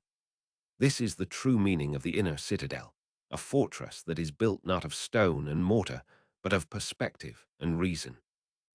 From the heights of this citadel, you can look down on the toxic office with a sense of detached interest, watching the movements of the snakes and the thrashing of the frightened with the calm eye of a philosopher. You are secure in your own worth and your own place in the universe, and the petty dramas of the workplace are nothing more than a passing shadow. The view from above is a reminder that you are part of a grand and ancient story, a story that began long before you were born and will continue long after you are gone. Your time in the office is just one small chapter in that story, a brief period of testing and growth that is preparing you for whatever comes next. By maintaining this wide perspective, you ensure that you do not get lost in the subplots and the distractions of the current moment. You are focused on the main theme of your life, which is the cultivation of a soul that is worthy of the universe that created it. The toxicity of the environment is just a minor conflict in a much larger narrative, a challenge that you are more than capable of overcoming. As you look at the person across from you in your next meeting, remember the pale blue dot and the silent blackness of space. Realize that they are just as small and just as temporary as you are, and that their attempts to diminish you are an exercise in futility. The urgency they are trying to impose on you is a fiction, a ghost that has no power over a mind that is fixed on the eternal. You are responding with the calm of the stars and the steadiness of the earth, a presence that is as undeniable as it is immovable.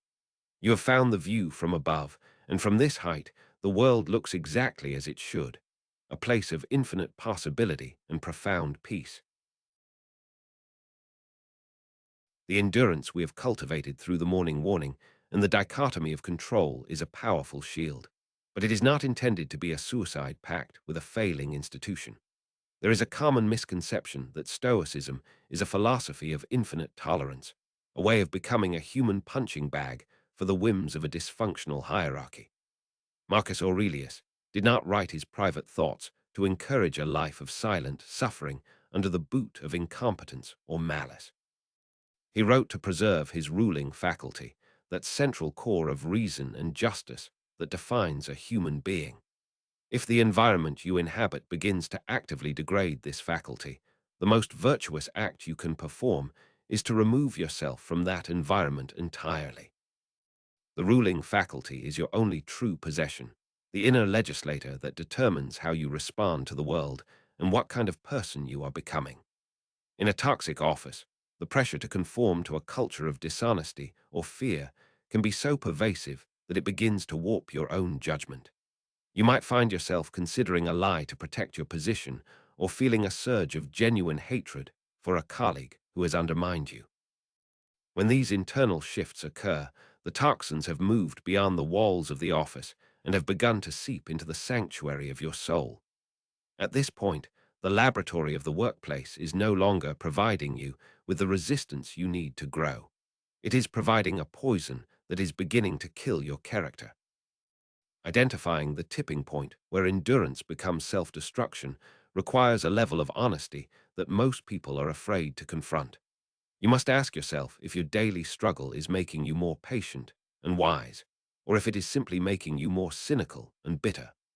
Stoicism is about acting in accordance with nature, and it is not in the nature of a rational being to remain in a place that demands the sacrifice of their integrity. If the cost of your paycheck is the slow erosion of your ability to speak the truth and act with justice, then the price is far too high. You are trading the eternal for the ephemeral, a bargain that Marcus would have considered the ultimate form of madness. The metaphor of the smoky room is the specific tool that the emperor provided for this exact moment of existential clarity. He observed that if a room is filled with smoke and it becomes difficult to breathe, a person has a simple and rational choice to make. If the smoke is minor and the fire can be managed, you stay and do your duty, maintaining your composure despite the irritation. However, if the smoke becomes so thick that it threatens your health and obscures your vision, you simply walk out the door. You do not leave in a fit of rage, and you do not stay to cough and complain. You recognize that the conditions for a good life are no longer present, and you move to a place where the air is clear. This rational departure is the highest expression of your agency, a reminder that you are never truly trapped in any situation as long as you have the power of choice. The smoke in a modern office might be the constant gaslighting of a manager, the structural dishonesty of the sales department, or the pervasive culture of backstabbing that defines the team. When you identify this smoke, you must evaluate it with the cold eye of a scientist. Is this an environment where a virtuous person can still function, or has the air become so thin that your reason is beginning to suffocate? Walking away is not an admission of defeat, but a strategic relocation of your most valuable asset, your own mind. We often stay in toxic environments because we have allowed our job titles and our salaries to become part of our inner citadel. We fear that if we leave the role, we will lose a part of ourselves, or that we will be judged by the world as someone who could not cut it. This is a failure of perspective that ties your worth to the external column of the dichotomy of control. You are not your title, you are not your salary, and you are certainly not the opinion of a company that does not value your character. When you realize that your sovereign soul is independent of your employment status, the door to the smoky room suddenly looks much easier to open. The Stoic exit is a clean and decisive break that is performed without drama, bitterness, or the burning of bridges. You do not leave because you want to punish the company or because you want to make a scene. You leave because your reason has informed you that it is time to go. You provide your notice with the same level of professionalism and excellence that you brought to your best work, ensuring that your final acts in the building are a reflection of your own standards rather than the culture's decay. You do not need the satisfaction of a final argument or an explosive exit interview, because you have already won the only battle that matters by maintaining your tranquility. Bitterness is a form of internal smoke that you carry with you after you leave the room, a lingering resentment that continues to pollute your mind long after the physical environment has changed. If you leave a toxic job but spend the next 6 months complaining about your former boss, you haven't actually escaped. You have simply moved the toxicity into a new location. The goal of a rational departure is to leave the baggage behind, recognizing that the behavior of your former colleagues was a product of their own confusion and has nothing to do with you. You walk out the door and you are immediately free because you have granted yourself a full pardon from the drama of the past. The laboratory of the toxic office has served its purpose once you have learned the lessons it had to teach you about your own resilience. There comes a time in every difficult role where the learning curve flattens out and the struggle becomes repetitive and unproductive. You have mastered the art of the morning warning, you have sorted the noise from the signal, and you have maintained your integrity among the vipers. Once these skills are firmly established, there is no further need to remain in the furnace. You have been tempered, and now it is time for the steel to be used for a higher purpose, in a place where your virtues can be applied to constructive ends. The transition to a new environment is an opportunity to build a culture of one, where you carry the lessons of the emperor into every new interaction from the very first day. You do not wait for the next company to be healthy. You arrive as a healthy individual who is immune to the pathogens of office politics.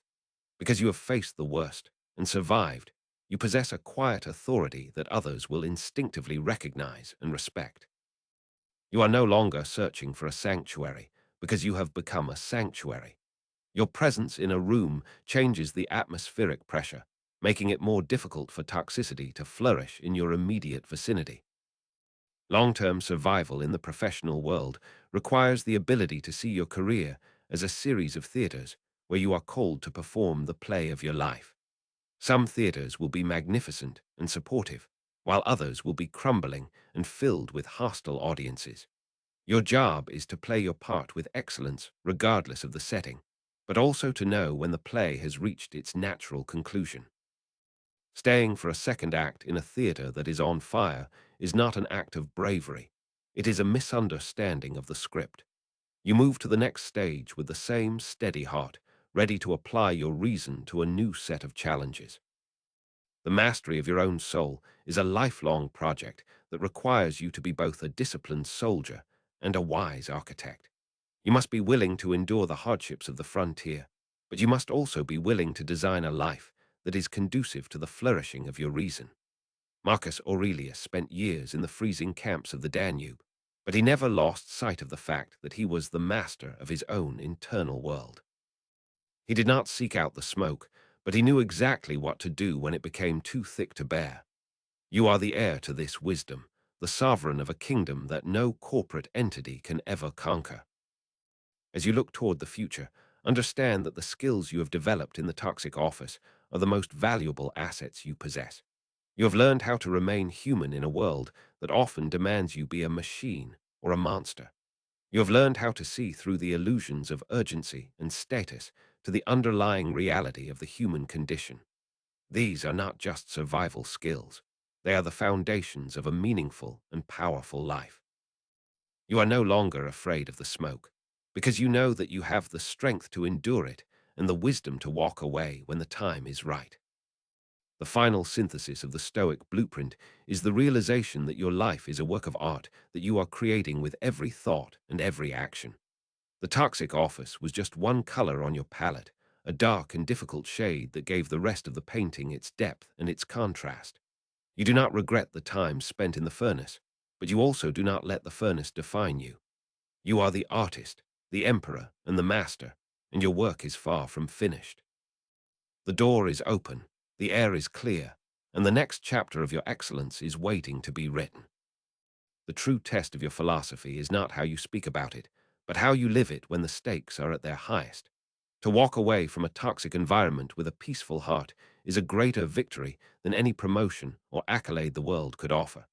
It is the ultimate proof that you are not a slave to your circumstances, but a free agent of the universe who acts according to reason. You carry the inner citadel within you, a portable fortress that provides you with sanctuary wherever you go. You are untouchable, you are unbreakable, and you are finally free.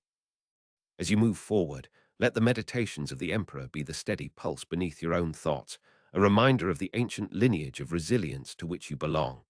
You are part of a tradition that has survived the fall of empires and the turning of ages, and the petty dramas of the modern workspace are nothing more than a passing shadow in your light. The smoke has cleared, the path is open, and your sovereign soul is ready for the journey. You are the master of your own life, and the world is your laboratory. Use it well, act with justice, and never forget that your character is the only thing that truly belongs to you. The long-term application of these principles will transform not just your career, but your entire relationship with reality. You will find that you no longer need the world to be a certain way for you to be at peace, because your peace is self-generated and self-sustained. You can walk into any environment, no matter how chaotic or corrosive, and remain entirely yourself. This is the ultimate form of power, a power that does not seek to dominate others, but to maintain a perfect sovereignty over the self. You have become a person of elite character, a stoic operator in a world of reactive noise. The quiet confidence you carry will be the most effective tool in your professional arsenal, allowing you to lead with a level of clarity and compassion that is rare in any hierarchy. You will be the one who stays calm when the restructuring begins, the one who speaks the truth when everyone else is whispering, and the one who knows exactly when to walk away. You are no longer playing the game of the snakes. You are playing a game that is governed by the laws of nature and the dictates of reason. Your success is no longer a matter of luck or politics, but a natural byproduct of your own excellence. You have mastered the art of living, and the office was just the place where you learned the craft. The ancient wisdom of the emperor has provided you with a blueprint that is as practical today as it was 2,000 years ago. It has given you a way to see the world without the distortion of emotion and a way to act without the paralysis of fear. You have learned that your worth is internal, your power is in your judgment, and your freedom is in your choice. The toxic office was the forge that tested these truths, and you have emerged from it with a soul that is as steady as the stars. You are ready for whatever comes next, because you know that you carry the Emperor's manual in your heart. The final realization of the Stoic path is that there is no external environment that can ever truly defeat a mind that is fixed on virtue. Whether you are in a palace or a prison, a thriving company or a dying one, your task remains the same: to act with reason and to maintain your integrity. The smoke may rise and the vipers may hiss, but they are all part of the vast and shifting landscape of the universe. You are the conscious observer who moves through that landscape with purpose and grace, always returning to the sanctuary of the inner citadel. You have achieved the state of ataraxia, the lucid tranquility that is the birthright of every rational being. The journey you have taken through the meditations of Marcus Aurelius has equipped you with a level of psychological resilience that few will ever understand. You have learned to see the morning as a fortification, the workday as a laboratory, and the exit as a rational choice. You have discovered that the most toxic environments are often the most valuable training grounds, provided you have the perspective to use them correctly. You are no longer a victim of the corporate structure, but a master of your own experience who uses the world as fuel for your own growth. The fire is burning bright, and the way forward is clear. As you close this chapter of your training and prepare to face the world, remember that the work of the soul is never finished. Every day will bring new challenges, new smoke, and new opportunities to exercise your virtue. The blueprint is in your hands, the emperor is by your side, and the universe is watching your progress. You have the strength to endure, the wisdom to sort the noise, and the courage to walk away when the room becomes too smoky. You are the sovereign of your own soul, the architect of your own character, and the master of your own destiny.